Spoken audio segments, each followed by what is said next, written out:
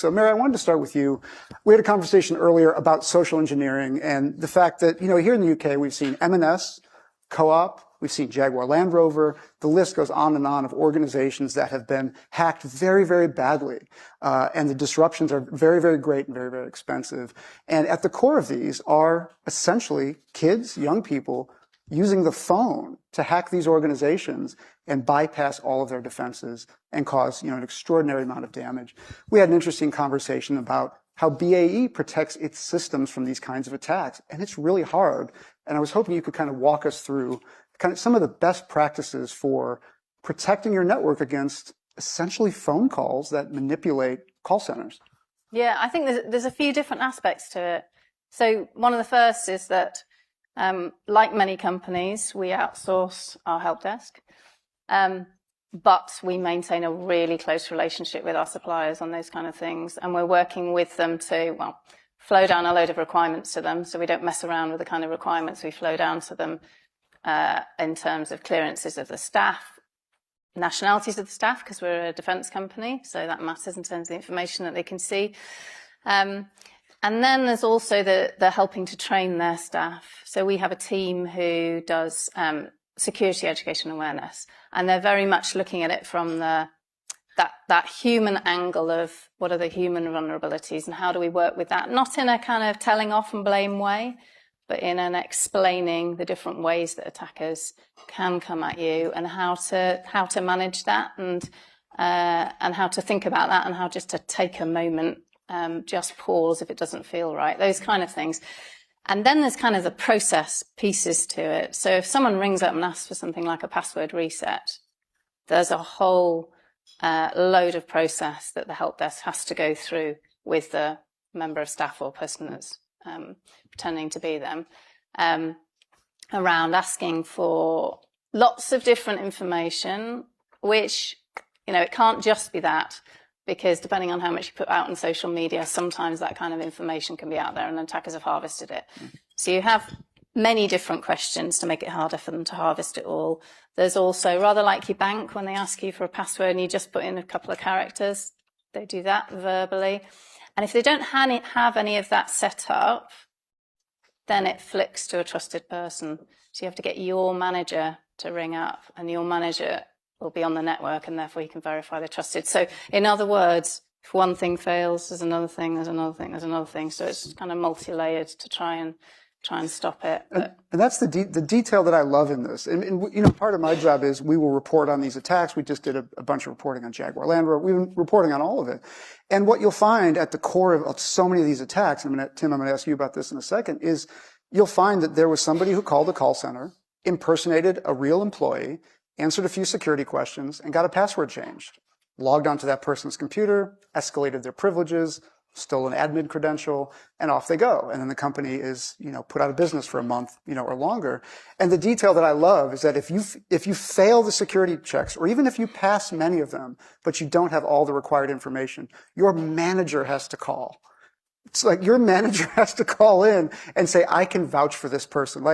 That's a very, very high level of validation. Not a lot of companies would do that. Obviously, BAE would, and kind of other highly sensitive companies would. But in your view, is that kind of like the gold standard? I've also heard video verification. Is that something that is considered gold standard for validating that somebody's a real employee?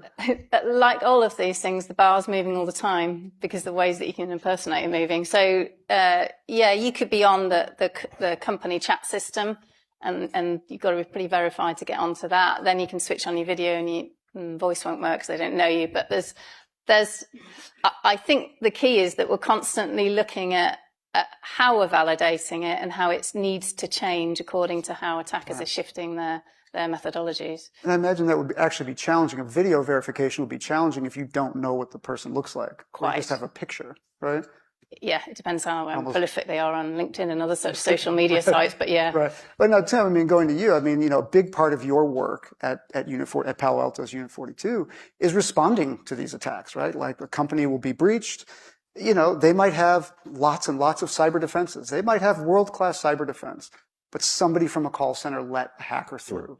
What does that look like when your team goes into some of these environments and you've got customers saying, I've spent millions, maybe tens of millions on cybersecurity, but somebody abused my call center and they got in?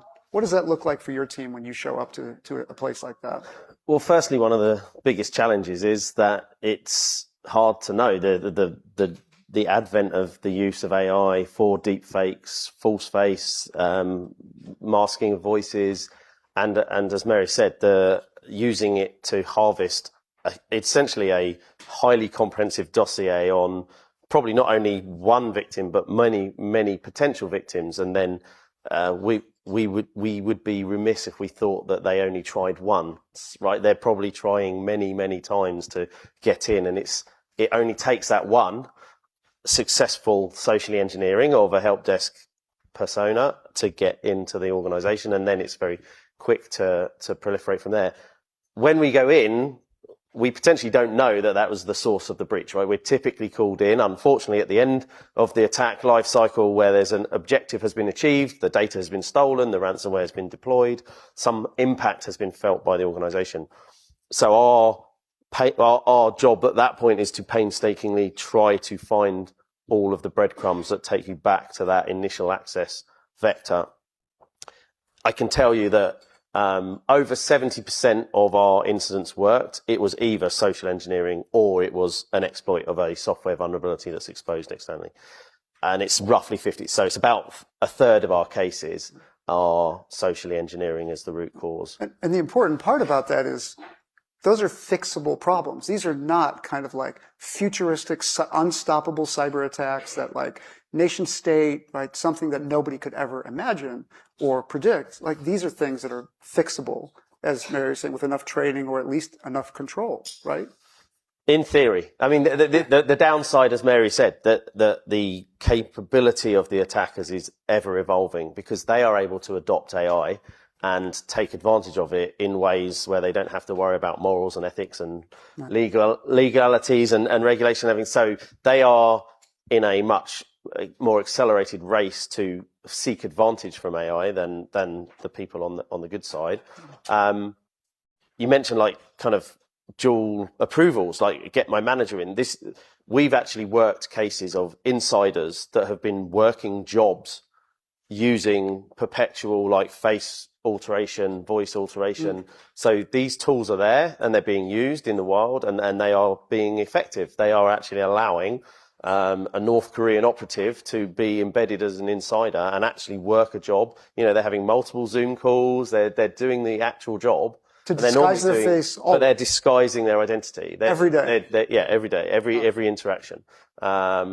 There are telltale signs still, again, because we're in the early stages of this evolution of attack techniques. But and it sounds like something from a movie, but it's happening. It's happening in the UK. We did a takedown of an Korean insider of a UK business a few months ago, and we had to be quite covert in how we did that. It's so interesting. And you had told me a story earlier as well, be moving to, obviously the AI stuff, is that, one of the research projects that Palo Alto's doing, can you tell us about, it's a dueling chatbot, right? Where you've got the chatbot fueled by AI and all the information that a hacker would have about a target. So you've profiled a person, you're trying to impersonate them and hack into an organization. And a chatbot on the other side that is trained with all the best practices of a call center, like the ultimate call center engineer, like the perfectly responding call center engineer. And you have these chatbots going back and forth to try to figure out what are the weak points. Can you talk a little bit about that? Yeah, absolutely. I mean, we heard the tail end of the last session, right, where they're talking. Everyone's in a race to capitalize on AI to build a chatbot to be customer services and help desk.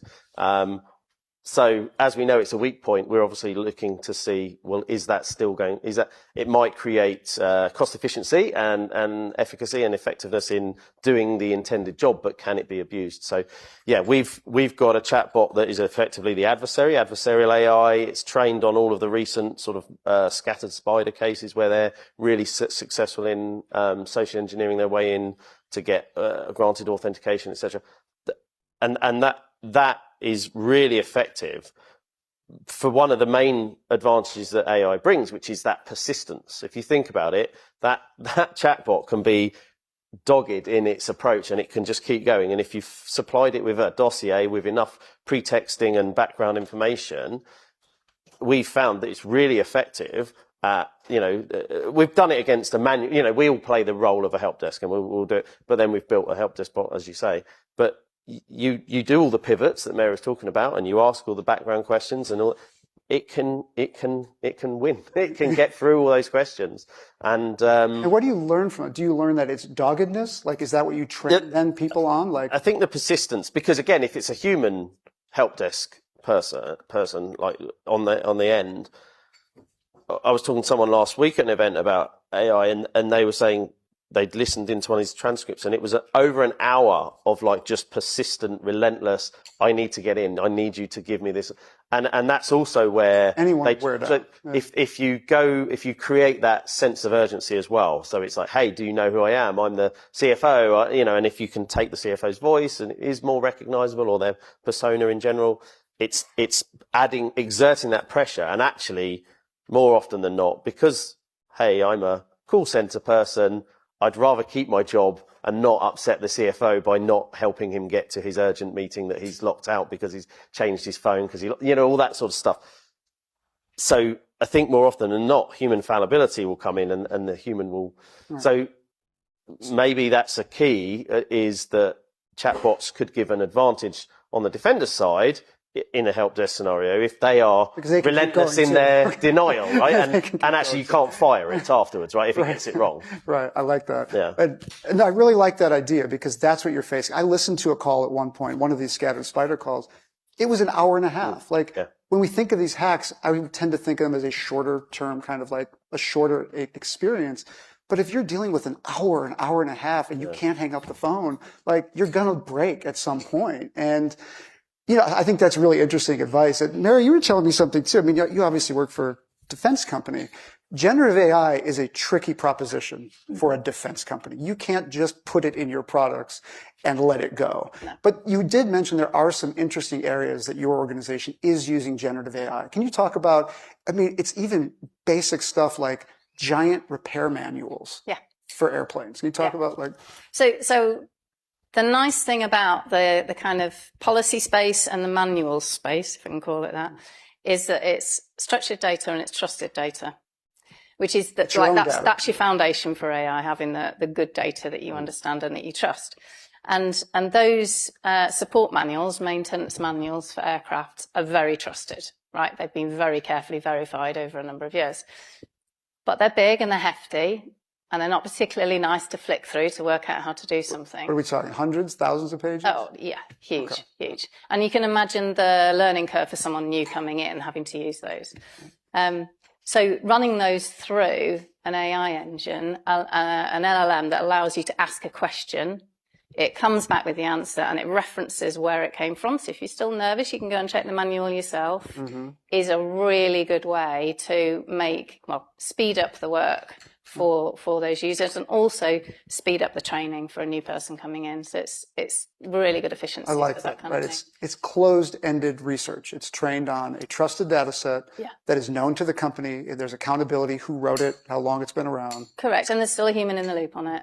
And another interesting use case you gave, which I found interesting, was knowledge transfer. Can you talk about using generative AI for knowledge transfer?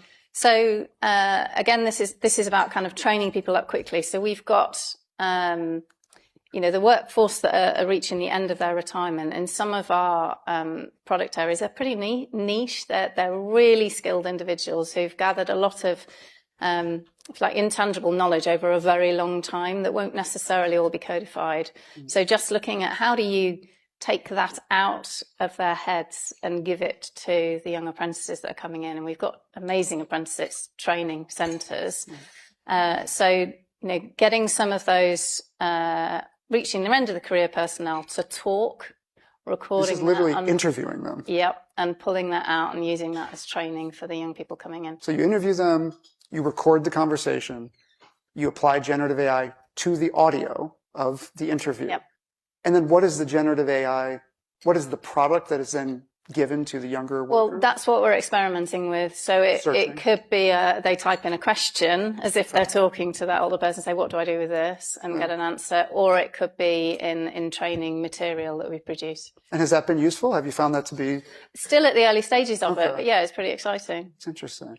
And another thing I wanted to talk to you guys about is we are always looking for ways, and Palo Alto's published research on this, about ways that hackers are using generative AI. We talk about chatbots and social engineering, but also emails. Mary, can you talk about where you're seeing generative AI being used? These are large language models, so you would imagine the use cases would also involve language. Can you talk about where you're seeing hackers use this technology? So really it's to increase their efficiency in areas where they might have struggled to do it before. So it's either doing it faster, or in the case of some phishing emails that we've seen, curating phishing emails in countries where they don't have that language as their first language. So there's a really large increase in the number of phishing emails that are appearing in Japan now. So not many people outside of Japan speak Japanese. So crafting a phishing email from scratch, pretty difficult to make that convincing. With an AI model, really easy and really scalable. Character-based languages, we're hearing this from others as well, which character-based languages, which are really hard to learn. LLMs turn out to be really, really great at crafting very finely, very refined email messages and at scale. And Tim, you had mentioned as well that you're seeing hackers use generative AI, the initial recon of a network, right? Like, can you talk about that? Yeah, I mean, yeah, like you mentioned dossiers before, right? We're seeing evidence that they're using AI to bring together huge data sets, and then you're obviously creating, if it's targeting phishing campaign, there's understanding of what transactions might be happening, business transactions, who might be emailing them. So there's a higher fidelity, a higher efficacy because it's more tailored, because the cost of tailoring is no longer cost prohibitive, right? So you can do en masse email phishing campaigns, and you can do them highly tailored and spear phish at scale. So you get a higher hit rate, higher success rate. We even saw one instance recently where the email was compromised, and then a phishing campaign was sent from a compromised email. So right away. Yes, straight away. So it's like legitimately right. Let's go and see where we can get to. The other thing that we talked about was the sort of marrying up of data sets. So it's like, hey, let me grab a whole load of leaked credentials, compromised credentials, let me marry them up with where they may be applicable. So where are there exposed authentication portals or VPNs and etc.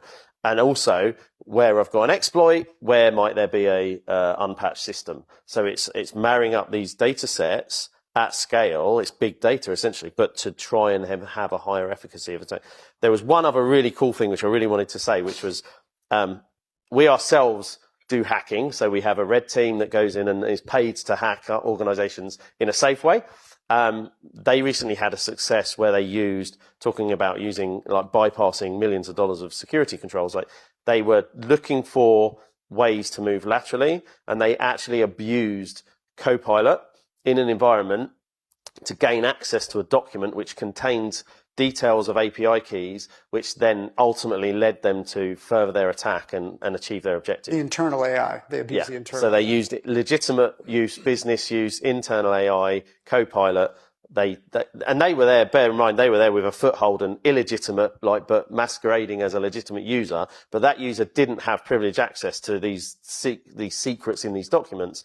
But the Copilot did, because the Copilot's got God status because it's there to help. I love that. I love that. We've got only a short amount of time left. I will say that another thing Mary mentioned as well was that the amount of time from the disclosure of a vulnerability to that vulnerability being exploited is now down to like hours. So a company will come out with a patch. You will be seeing attacks, these folks were saying, within 3-4 hours. So like, your time has to get faster. You've got to get faster at defense, because the hackers are getting faster at offense.